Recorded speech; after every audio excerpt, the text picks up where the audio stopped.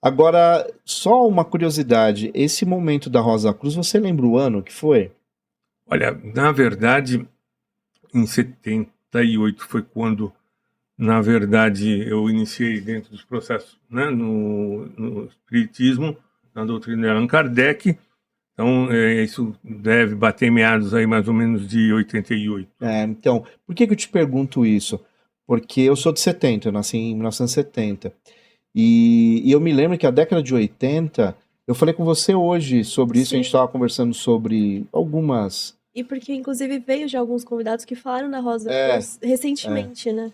E eu me lembro que até falei para ela como a década de 80 foi uma década que também se discutiu muito essas questões.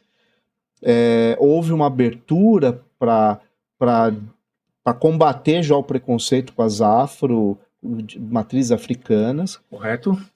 E a Rosa Cruz ela foi muito forte também na década de 80 e 90, onde eu me lembro de muitas pessoas no meu entorno que estavam fazendo os cursos, né? Que você deve lembrar, Sim. correspondência, né? Normalmente você recebia, né?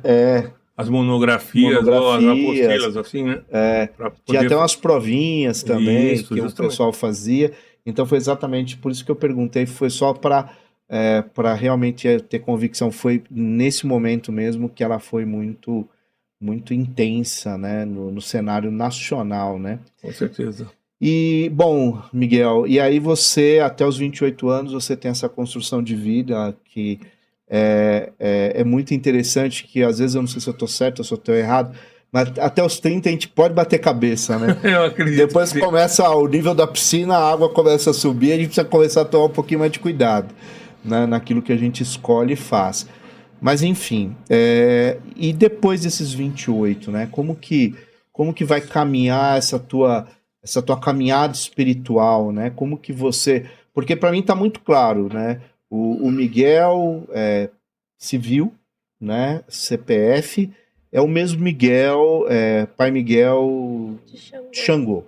Não há... Não existe essa distinção, né? Não há duas pessoas, você é uma pessoa só. Integralmente uma pessoa só, independente de ter, né, o fórum religioso Sim.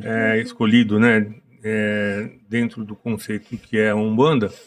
Eu sou uma só, é a mesma pessoa, eu não posso ter duas formas de me expressar. Mas isso é importante, né, Miguel? Você não é um teatro, né, que drama e comédia ao mesmo tempo, né? Então, eu tenho que ter uma só e mesma personalidade. Sim. E eu respeito, e aprendi dentro dessa caminhada, né? Porque aí veio também outras iniciações, outras ordens, outros conhecimentos, e aí as coisas vão caminhando, passando para dentro das lojas que são da maçonaria, e sempre o conhecimento, a busca do conhecimento e a intensidade muito grande, e sempre conciliando os fatores. Então, o que aconteceu? Dentro desse processo, quando eu estava com aproximadamente 25, 26 anos, houve algumas situações em que, por questão de um tio, que infelizmente hoje é falecido, né? Ele veio ser vítima de um afogamento. Ele tinha militado dentro do processo do que seria a Umbanda. Em alguns momentos, em algumas situações, houveram algumas intervenções do mundo espiritual, né, no sentido daqui do mundo material, vamos assim colocar dessa forma, né, me expressando, e aí sem, né, constrangimento a nada nem ninguém, é somente a nossa forma mesmo de entendimento de ver as coisas. E o que aconteceu? Eu estava presente em algumas dessas manifestações, que elas ocorreram, né? Foram 3 delas. Sempre trazendo um recado. Que ele deveria retomar a atividade mediúnica dele, que ele deveria retomar a caminhada espiritual dele. Em um determinado momento, ele se desencantou, talvez pelas experiências não agradáveis que teve em algum... E aí fica aquela questão, ele paralisou. E veio as chamadas, né? Por pessoas diferentes, em ocasiões totalmente diferentes, dentro de um período que foram assim de 3 anos.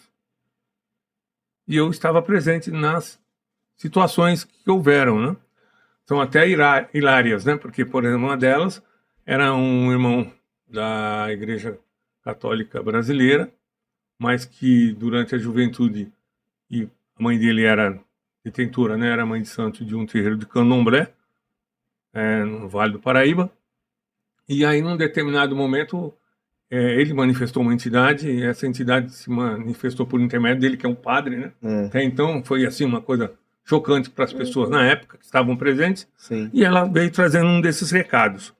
E todas essas entidades que se manifestaram dentro dessas ocasiões, elas se voltavam a mim e diziam assim: eu sei que você está na linha, né, de doutrina que vocês consideram linha branca, né, no entendimento deles, ou a linha que é de orientação de doutrinação das almas, dos espíritos, né, de orientação nesse sentido.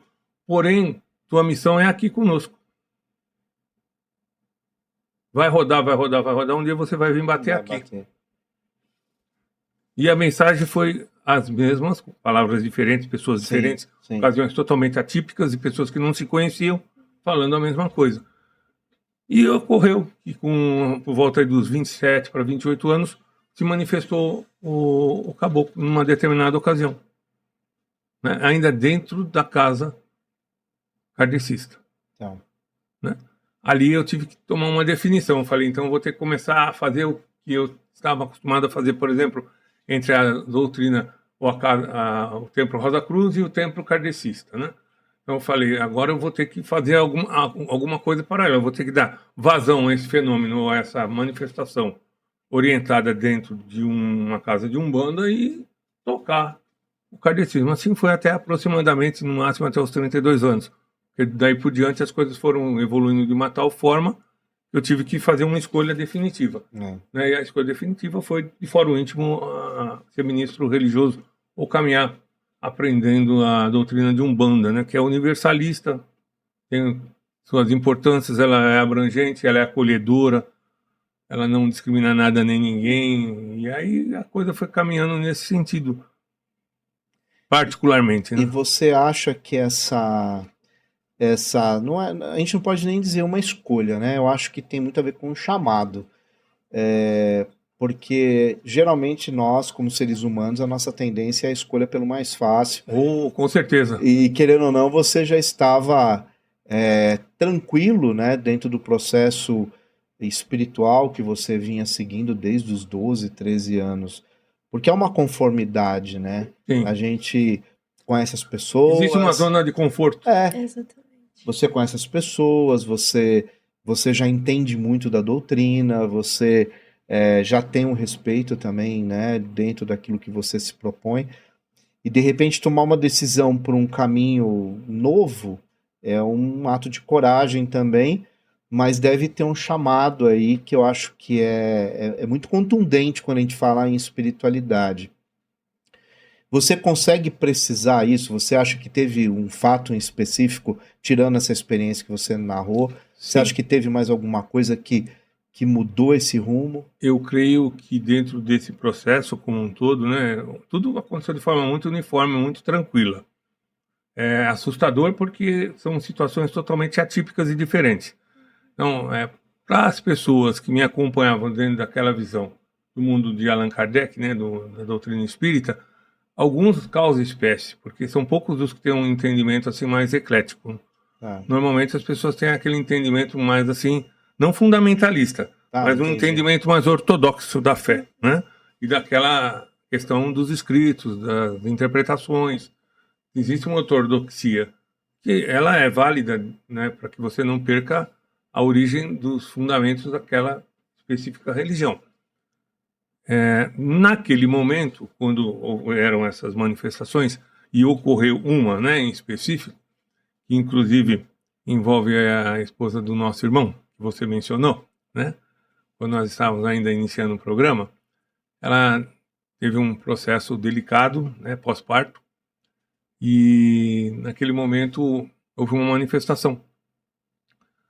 E ela foi certamente prontificadamente, né, socorrida, na onde nós havíamos fundado, porque dentro de todo esse processo, né, eu tenho a participação na fundação de uma casa espírita também, que é o templo, o Centro Espírita Joana de Ângeles, lá, Vila Rosália, né? Isso. Então, tive a oportunidade de ser o primeiro presidente da casa.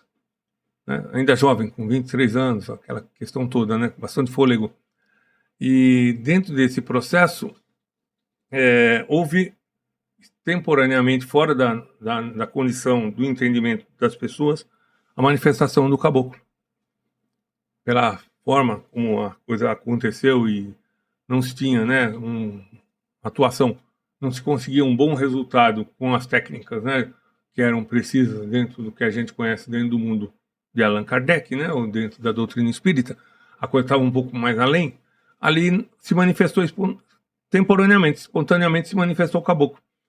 Esse foi o fator que levou eu a ter que falar, bom, agora eu tenho que caminhar por aqui, porque como que eu vou fazer? O caboclo não vai poder se manifestar aqui. Causou um espanto danado a manifestação do fato dele ter se manifestado dentro de uma... Os seus pares gerou estranheza. Ficou uma situação... Uma das pares não, que era uma psicóloga, né, Vera Lúcia, a mãe dela tinha sido de Umbanda, então ela automaticamente ela reconheceu. Para ela não causou nenhum tipo de espécie ou estranheza, apesar de não ser o local tecnicamente apropriado para aquela entidade se manifestar. Para ela não houve estranheza, mas para o restante houve. Então ali naquele momento eu falei, bom, agora eu tenho que tomar uma decisão. Se vem uma herança de família, né, se vem todo um processo da legalidade, da manifestação desses ancestrais e antepassados, que são ancestrais e antepassados se manifestando dentro do processo. Né? De que ordem, quanto tempo atrás, quanto tempo se faz, não sei. E é subjetivo, isso também é relativo, né? Muito relativo. Então, de qualquer maneira, a gente sabe que está na linha de ancestralidade esse tipo de atuação, principalmente quando você é alçado à condição de ser um ministro religioso. Porque assim, não é uma escolha que você faz, eu não escolhi ser. Né?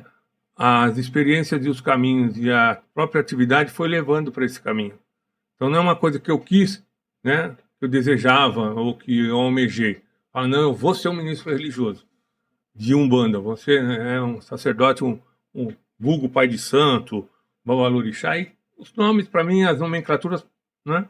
Mas é estranho porque você vai alçando e você é elevado automaticamente. É um processo que a espiritualidade deve ter feito pensado, né? Falar, esse daqui vai ser, e conduziu esse processo de alguma maneira, foi trazendo, né? Estreitando os caminhos de vez em quando para falar, é por aqui. Né? E assim foi.